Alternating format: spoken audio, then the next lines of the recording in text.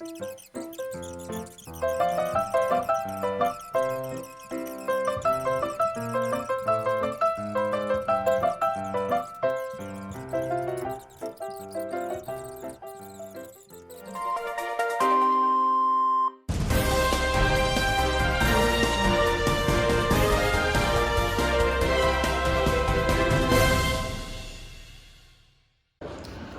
he has gone. Terrible prophecies. And since the time my hair turned gray from black, his sayings to the city have been true. I also know this, and my mind is torn. To yield is dreadful, but to stand against him and shatter my spirit in doom is dreadful too. Now you must seek good counsel and take advice. What must I do? Speak, and I shall obey. Go free the maiden from that rocky house and bury the dead who lies in readiness. This is your counsel? You would have me yield? Quick as you can. The gods move very fast when they bring ruin on misguided men. How hard, abandonment of my desire, but I can fight necessity no more. Do it yourself. Leave it to no one else.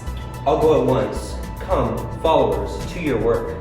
You that are here round up the other followers, take axes with you. Hurry to that place that overlooks us there, and I, since my decision's overturned, the one who bound her will set her free myself, I've come to fear it's best to hold the laws of old tradition in the end of life. God of the many names, Semnell's proud delight, child of Olympian thunder, Italy's master, born of Odysseus, where all men come to Mother Demeter's place. Bacchus, who dwell in Thebes, by Isthmus running water, where wild Bacchic women are at home, on the soil of the dragon sea, seen in the glaring flare, high on the double current, with the nymphs of Thyrsus at play in the hill, seen by Castilian's fresh fountain, you come from the ivy heights, and the green grape fields coast of your years. In immortal words they cry, your name, Lord, who watch the roads, the many streets of Thebes. This is your city, honored beyond the rest, the town of your mother's miracle death. Now as we wrestle with a grim disease, come with healing step along the heartless soul, our love the resounding sea. Leader in the dance of the fire pulsing stars, overseers of the voice of the night, child of Zeus, be manifest, with due companionship of men and students, and honoring the Lord's Arcus.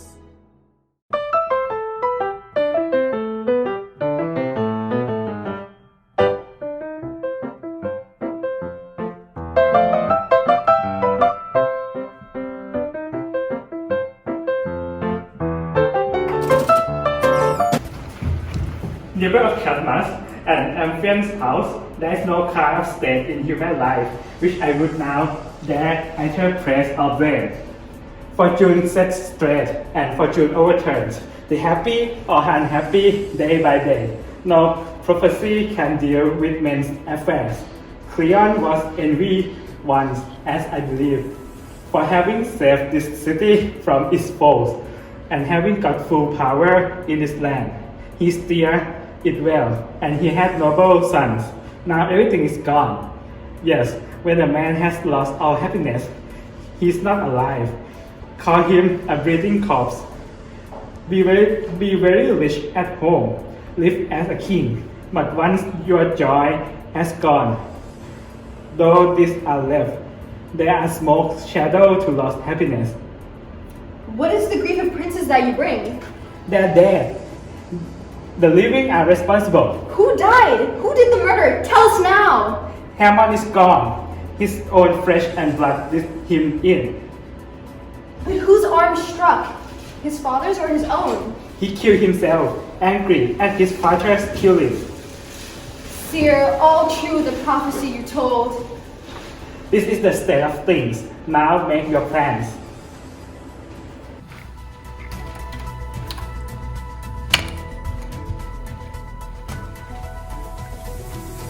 Eurydice is with us now, I see. Creon's poor wife. She may have come by chance. She may have heard something about her son. I heard your talk as I was coming out to greet the goddess palace with my prayer, and as I moved the bolts that held the door, I heard the voice of family disaster. I fell back, fainting, in my woman's arms. But say again, just what is the news you bring? I whom you speak to have known grief before. Dear lady, I was there, and I shall tell.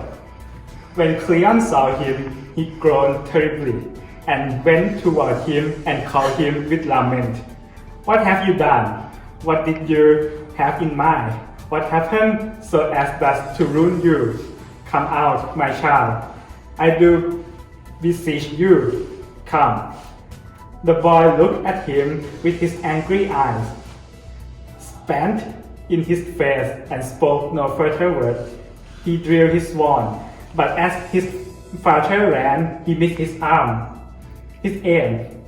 Then the unhappy boy, in anger at himself, leaned on the blade. It entered half its length into his side. While he was conscious, he embraced the maiden, holding her gently. Last, he gasped out blood, red blood on her white cheek. Corpse on a corpse he lies. He found his marriage, his celebration in the halls of Hades. So he has made it very clear to men that to reject good counsel is a crime.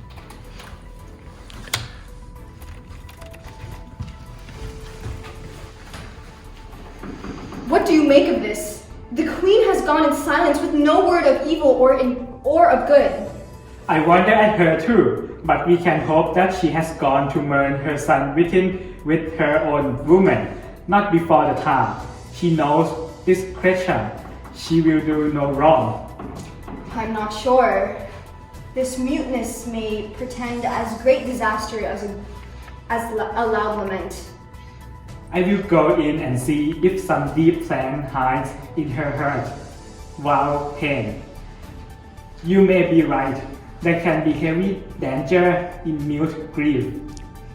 But look, the king draws near. His own hand breaks the witness of his crime, the doom he brought on himself. O crimes of my wicked heart, harshness bringing death. You see the killer, you see the kin he killed. My planning was all unblessed. Son, you have died too soon. Oh, you have gone away. Through my fault, not your own fault. You have learned justice, though it comes too late. Yes, I've learned in sorrow. It was God who struck, who has weighted my hand with disaster. He drove me to wild, strange ways, his heavy heel on my joy. Oh, sorrows, sorrows of men. Master, you hold one sorrow in your hands, but you have more stored up inside the house. What further suffering can come to me? Your wife has died. The dead man's martyr indeed, poor soul, with wounds freshly inflicted. Hades, harbor of all, you've destroyed me now. Terrible news to hear. Horror the tale you tell. I was dead, and you kill me again. Boy, did I hear you right? Did you say the queen was dead? Slaughter on slaughter heaped? Now you can see, concealment is all over. My second sorrow is here. Surely no fate remains which can strike me again. Just now, I held my son in my arms, and now I see her dead. Woe for mother and son. There, by the altar, dying on the swan, her eyes fell shut.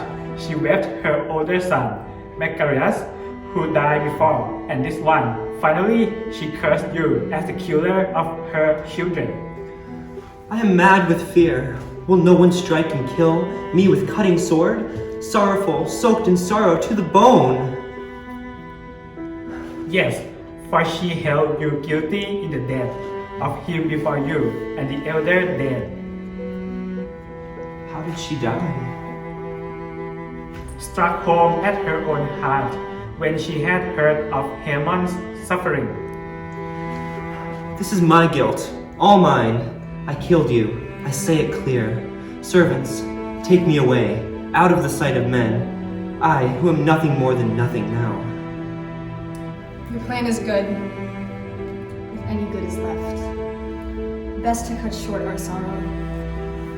Let me go, may death come quick, bringing my final day. Oh, let me never see tomorrow's dawn. That is the future's. We must look to now. What will be is in other hands than ours. All my desire was in that prayer of mine. Pray not again. No mortal can escape the doom prepared for him. Take me away at once! The frantic man who killed my son, against my meaning, and you too, my wife. I cannot look at either.